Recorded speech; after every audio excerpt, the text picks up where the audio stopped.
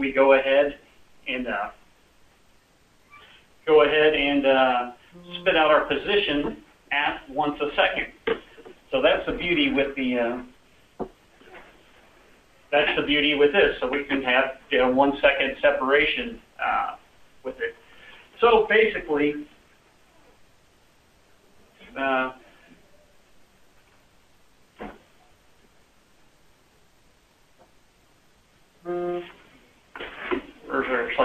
so we transition, so we got the closer separation. So now we're spitting out our position at once a second. There we go. And so we can handle the capacity. So basically how it works, we've got our GPS, and it's collecting our position once a second as we do it, and we go ahead and spit that data out. And that's all the mandate is. They just want us spitting out our GPS, highly accurate loss position once a second. So who's listening for it? If there is another aircraft that has ADSB1, like we're showing in this diagram, the jet over there has ADSB1, so he can see our position if he has that ability. And then we're spitting it down to the ground-based station so ATC and our friendly folks down there can see it. So the benefit part of it is what I just mentioned. If you've got ADSB1, you're going to be able to see the guys that are spitting it out. The other thing that will happen as a benefit traffic-wise, in the transition time, like right now, as we know, not everybody has ADSB spitting out of it. So this is a nice thing. They've gone ahead and said, okay, I can't see everybody because not everybody's spitting it out. So if you have an ADSB receiver like our GDL88, what the ground-based UAT station will do is go ahead and broadcast back to you everybody they're picking up on a transponder to it. So much like we see it with our KISS-A, but a lot better coverage, not just around approach control areas. You're going to go ahead and get uplinked aircraft that ATC has seen. So that is a nice benefit. And the other big one is your free weather. So they're going ahead, if you have ADSB in, they're going to go ahead and upload the weather to you. And we'll talk a little bit more about what weather products you will be getting with it or are getting with it. So who is going to be required to meet the mandate? Just darn near about everybody. Probably the easiest rule of thumb is if you needed a Mode C transponder today, you're probably going to have ADSB out here in 2020. Here's a detailed list of what all the requirements are, but easiest if you're interested, go to our ADSB Academy on our website and you can look at that information. So which system do I need? Do I need 1090? Do I need the Mode S with the transponder? Or do I need just like a GDL88 with the UAT box? Well, that depends. So if you fly above 18,000 feet, you are going to be required to spit out your GPS position through a Mode S extended splitter transponder. If you fly below 18,000 feet, you can spit it out through 978 UAT or through 1090 Mode S. One other thing that's not on this slide is if you fly internationally, and they have requirements for ADSB, all international other countries are going to be using the 1090 extended splitter solution. So UAT solution is just for the U.S. So what equipment, if you fly above 18,000 feet, do you need? Well, first you need to have an approved WASP position source. And you know us at Garmin, we've got those solutions for you. So it can either be our GNS 43530 WASP boxes or a GTN 650, 750. They're all good to go now as approved WASP position sources. And if somebody has a non-WASP, this is a good opportunity for them to send it in and get a WASP upgrade, or a good opportunity for them to trade that in and get them into a GTN for it. So you got to have the WASP position source, and you have to have the 1090 Mode S extended splitter transponder. So you can either upgrade a current transponder, and I think that's $1,200 list price for that upgrade. So if somebody already has their wash unit, they can do a transponder upgrade, and now they are ADSB out, compliant with it. So one other thing, they can also still use a GDL88. So a GDL88, a lot of folks call in and ask this, go, hey, if my guy wants to receive this stuff, does it shut off if they get above 18,000 feet? No, a GDL88 works great. It doesn't care what altitude it's at. It'll give you the traffic and the weather information and feed that back into it. But the only thing it won't do is meet the mandate for ADSB out if you're above 18,000 feet. So now below 18,000 feet, like I said, you get the option of what we just were showing, or you get the option of a UAT box. So again, you've got to have an approved WASP position source to go into it, and the UAT transmitter box. And you also have to have a transponder still in the airplane. So with ADSB, you have to have a transponder, but if you go this solution, you can keep your existing Mode C transponder. Yeah, we'd love to sell a new one, but even if you have your old KT76A transponder, it will work with this solution here. So if they go this solution, no new transponder is required in most cases. So again, below 18,000 feet. The nice thing with this box, and again, for most of the folks flying the single engine airplanes non-turbocharged, this is going to be the best solution for most of our customers. Because it does give you the benefit. So you do get the data link traffic, so you get the traffic air-to-air, and you get the traffic uplink from ATC. We've got things like our surface technology, and I'll show that. Basically, we're going to be able to show aircraft on safe taxi. Again, compatible with the majority of transponders that are out there. We can basically sniff out that transponder and broadcast it on the same squawk code with it. You've got the option with this box, if you did not have an approved WASP position source like a 43530 WASP or GTN, we do make the box with a built-in WASP receiver, and you can get it now, and hopefully a lot of you have done installs on this already. Because if you have, it works really well. I've got quite a bit of time flying behind it now, and have been very impressed. And not just saying that because I'm the Garmin guy. So here we are on the GTN, and this is the surface technology. What you'll actually see is ADSB targets when they're on the ground. You see the one in the upper right-hand corner, he's brown. And isn't that clever for color coding? You're on the ground, it's brown. So you'll see them, and you'll see them on the safe taxi diagram, so you can see where other aircraft are. The other thing that's really nice that we do on the GTNs is have what we call target trend. And it basically draws a line based on relative motion. So in understanding this, it's one of those, once you fly it, it starts to make more sense. But look right here, and this is a lot like TIS-A we had with the Mode S transponder. You get to see right there, you can tell the extended line is the direction or the ground track of that aircraft and where he's going. But is he slower or faster? Like, look at the airplane that's just in front of us, it's 3,000 feet below us and descending, so he's not a threat. But are we faster or slower than him? Well, here with target trend, you'll know. That green line is showing our relative motion to that target.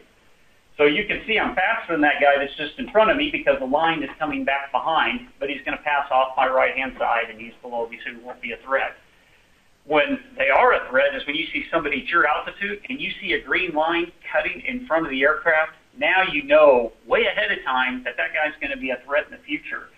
And it's pretty cool. I've seen it where I'll sit there and look at that thing with the target trend, and I mean 2 seconds later, once I'm looking at that thing, all of a sudden ATC says traffic is, you got traffic at 2 o'clock and whatever. I really like target trend. At first I thought this would be a gimmick. It is not a gimmick. Once you have it, you want it.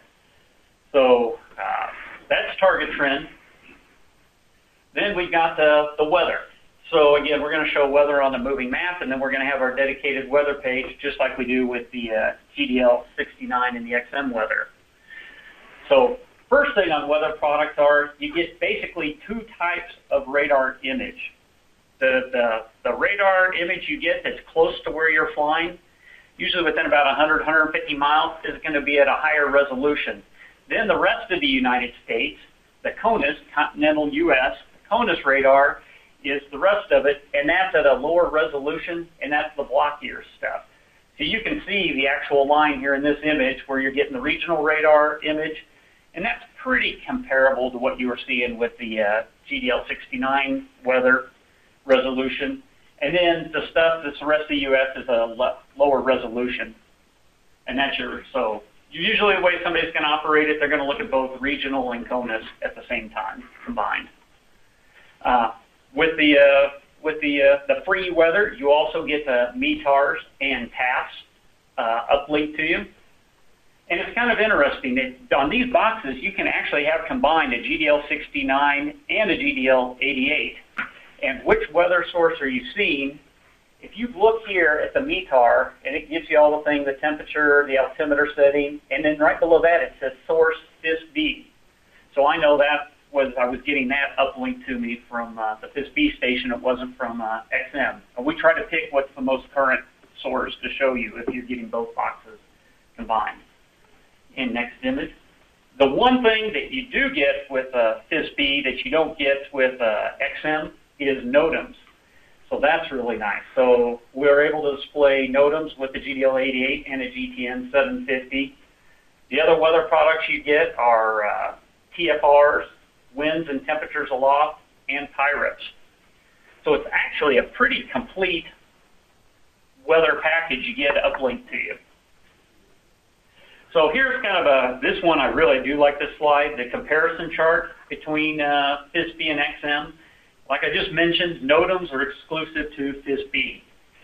NextRad, you're going to get both on XM and FISB. TFRs you get with either program, either product, METARs and TAFs. Winds aloft you get with either program. Now, one thing I've kind of noticed on the XM, I believe XM and WeatherWorks use a model that they're using more a current winds aloft type deal, so it's fairly accurate when you go fly with it. And I believe with the FISB that you're getting more of the 12-hour forecast that gets tied in with your winds aloft forecast. AirMIT, SIGMIT, that's on both products. Then freezing level. Freezing level displays graphically with XM, and you're going to get more of just the textual readout of freezing levels on FISB. Pilot reports, you get on both of them. Now we're looking at the things that are exclusive to XM. Echo tops, and that's where you can kind of look at a storm and see where the tops are. So if the guy's flying up high, that's really a nice feature to see if you're going to top a storm or not. Lightning and storm tracks, to me, those are probably the biggest reasons that I personally still want to have XM. When I'm flying along and I see a radar image, is it convective? Well, the lightning's going to tell me that, and the storm cell tracks will too. Storm cell tracks, actually XM takes it, or WeatherWorks takes it when a storm starts building and they see a lot of vertical growth, they tag that storm, and you get a little block on it telling you what the tops are and the direction it's moving. Again, personally, I love the lightning and storm cell tracks with it. And then also on XM, you get a surface analysis map. So it just shows where your fronts are, your cold front, warm front, and your highs and lows and all that good stuff. So that's kind of the breakdown of the weather products, XM versus FISB. Now, where are you going to get coverage with this? One advantage of XM is that you're getting your weather sitting on the ground. But if you look at this map, especially on the East Coast, you just get up in the air, you're going to start getting downloads almost immediately at fairly low altitudes. Now, if you look at this map, this is where we can really tell our shops that are really good salespeople. If you're selling a bunch of ADSB to the guys in Wyoming, you're good.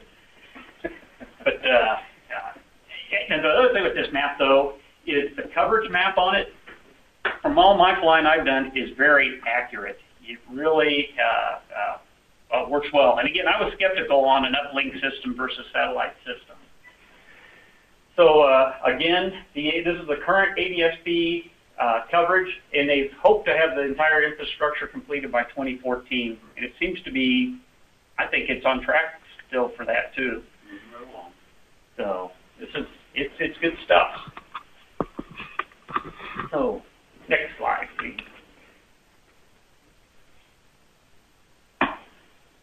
So, what is it going to cost me? And again, I think most of you are probably familiar with this, what our pricing is.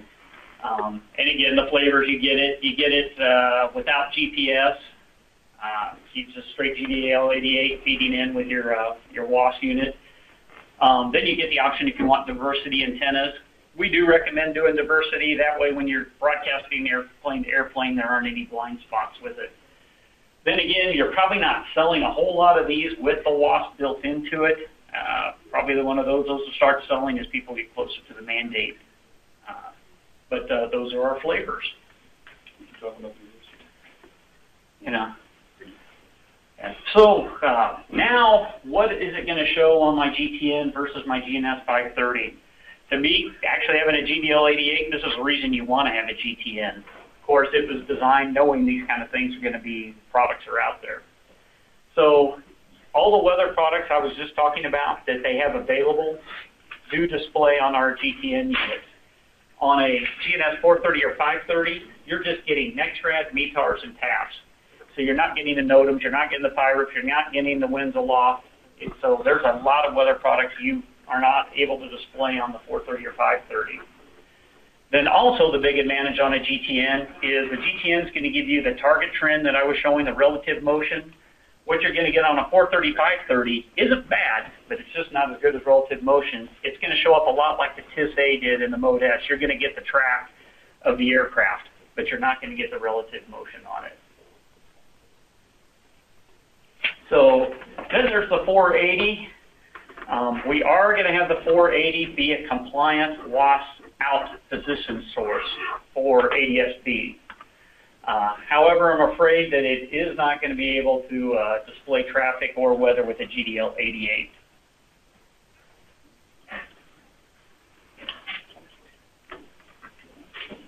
Oh, then on the MX20,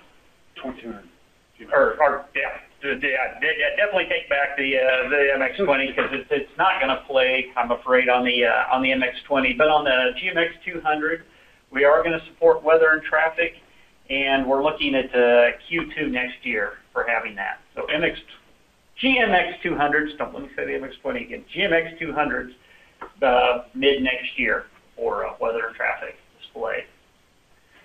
Then, of course, your ultimate traffic solution is tying it all in with the Garmin traffic system. The one thing, and of course, we've got the new ones. We got our straight pass unit that do 825 for 40 nautical mile range, and then our TCAPS 1 that now goes out to an 80 nautical mile range. And you've may notice on the 825, 855 are actually the same processor. They're a lot like what we had before with the GTS 820 and 850, but the big differences are we now build the amplifier into the unit so you don't have to run the remote amp. And I know a lot of you are sad about this. We did away with those neat little fittings for the antenna connectors, so we got those changed out. The cool part, though, again, back with our traffic system, is it's a hybrid. With it, Jim might go back there. That what we do, it's always an active traffic system, but if we see a reply from a 1090 transponder, ADSB transponder, we'll go ahead and replace that active target and show them as an ADSB target. With that, we'll be able to give them ID, flight ID, so we'll be able to say what that airplane is, and we'll be able to show what the ground track of that aircraft is. Then you can actually feed this unit into a GDL88, and it's going to give you the best traffic solution of all. If you're below radar coverage and there's no ADSB targets, it's going to show it up as an active target. Then it's going to go ahead and pick an air-to-air target and show that if that's more accurate than what's being uplinked from the ground-based station. So this combined with the GDL88, it does give you the ultimate traffic solution.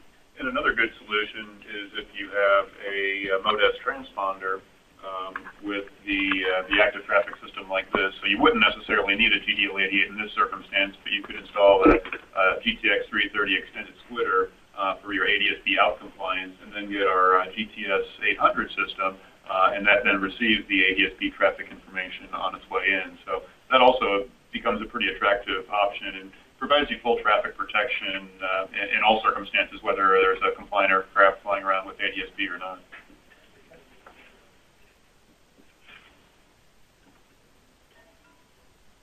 Okay, so now we've kind of covered the panel-mounted solutions and stuff. We're going to go segue into the GDL39. And let's make this a pretty clear breaking point as well, so there is no confusion.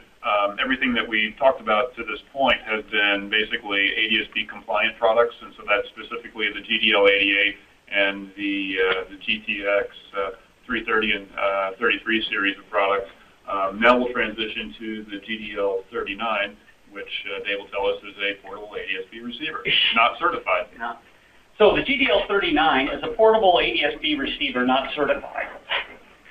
So its big advantage is, again, get you, that free weather that everybody talks about, and it actually isn't too bad. It is a dual link traffic receiver. What that means, and actually the GDL88 is too, on the air-to-air targets, so somebody's ADSB out, it can see ADSB out, whether it's 1090 extended squitter or whether it's 978 UAT receiver. So it's dual link and receiving the air-to-air ADSB out targets. It does have the target trend on those targets with it. It also does have a highly accurate GPS receiver built into it, so it'll also Bluetooth the GPS position into the iPad. And it does have an optional battery pack. So kind of gives you an idea of what some of the weather looks like. Now we're showing it on a ERA 796 or 795. That's one thing I wanted to point out with the ERAs, whether it's the 500 series or the 700 series here. You do not have to have the ability to have XM with it. So it will work with the 795 without XM, or it will work with the 796 that has the XM with it. But it overlays an XRAD on the moving map with it. You've got the regional and the CONUS radar that I talked about. It displays both. It'll give you METARs, both graphical like we're showing, and then we'll give you the textual METARs like we're showing now with it. It'll give you your airmits and your sigmets. It'll also display winds aloft and temperatures aloft. And there are your NOTAMs also. So that again is the one thing you didn't get with XM before. And here's kind of the one on the left. We're showing what it looks like to see how many ground stations you're picking up, and we're displaying that on a 696 or 695, same difference. And then on the right-hand side, we're showing what it looks like on the iPad with the Garmin Pilot app. And another thing we even have on the Pilot app, if you're flying a pressurized aircraft, you can flip a little switch here on that page and have it base the traffic altitudes off a GPS then. And just to kind of get an idea of what it looks like on the iPad with the weather. There's our NextRad, our METARs, our TAFs. I tell you, the Garmin Pilot program has improved so much and come so far in the past year and a half. If you don't have it now, talk to your RSM and stuff. Probably can help you out in getting a trial run for this program. You want to have it, and once you start using it, you're going to like it. I promise. You can get Pyrex with it. You can do winds aloft, again, the graphical version of it, and signets and airmits. And this is all being uplinked through the GDL39. Now we'll also get traffic into it. And this is a big thing to kind of understand the traffic limitations on the GDL39. So like I mentioned earlier, we'll always pick up anybody that has ADSB out. We'll see them on the GDL39. They display great, and it's awesome. Now, to get traffic that's uplinked from the ground, ATC, or the UAT sites, are only transmitting traffic that they see on radar to those folks that are participating as ADSB out. So if my airplane had a MODES extended squitter transponder, hooked up to my 435-30, I'm ADSB out, I'm triggering that ground-based station. And I'm actually going to see all the traffic that ATC sees in a cone around me, and we'll show that little hockey puck of traffic here in the future. So got to understand that if you do not have ADSB out, you are getting limited traffic, and it's basically there for entertainment purposes. And it is entertaining. It's pretty neat to see, hey, there's United Airlines, whatever, flying, 30,000 feet above me with it. But just because somebody's not there doesn't mean they're not there, if that makes sense. Again, it has the target trend that I am a huge fan of. Then, again, the limitations that I was discussing, here's kind of a graphical picture of it. So that airplane right there is ADSB out, so he's triggering the ground-based station, and ATC is sending me out all the traffic that they see that is 15 nautical mile radius around me and 3,500 feet above me and 3,500 feet below me. So if I had a GDL-39, I'm getting the traffic that's in that puck as long as I'm in radar contact. Now I'm flying in my 172 here, and I got my GDL-39. What am I getting for traffic? Right now, I'm going to get the jet, because he is ADSB out, and I'll get him air to air. That RV that's back behind me, he is not ADSB out, so I'm not picking him up with it. Now, one other thing we do, and this probably just adds more confusion to things, but kind of for our entertainment traffic, if that little airplane flies into a 12-mile radius and 2,500 feet above or below that jet, we'll go ahead and we call it being a parasite. We'll go ahead and show the traffic that's being uplinked to him. So if you're close enough to an aircraft that is pinging the ground-based station, we'll go ahead and show the traffic that they're sending up to him and kind of show it around you. But really, the only effective way to use this as an effective traffic box is have ADSB out. That's the moral of the story. So what does the GDL-39 display on? It does everything fantastically and through Bluetooth to the iPad and using the Garmin Pilot program. G3X, our experimental panel, it does wire into that, and it gives you all the weather products and all the good traffic. Era 795, 796, it can Bluetooth, or you can have it hardwire also, so it can do it either way on those products. The Era 500 series, it can connect with a cable, and same thing on the 695, 696. You're going to get full functionality, but it's going to be hardwired together. 495, 496, 396, it can display traffic from the GDL-39, but you don't get any of the weather products. So that's kind of an overview of that product. One thing I do recommend send customers to is we've got have a nice website dedicated to ADSB. I assume a lot of you probably already looked at it. I'm preaching to the choir here, but if not, it's a good place to go to get a kind of quick, down and dirty education on ADSB.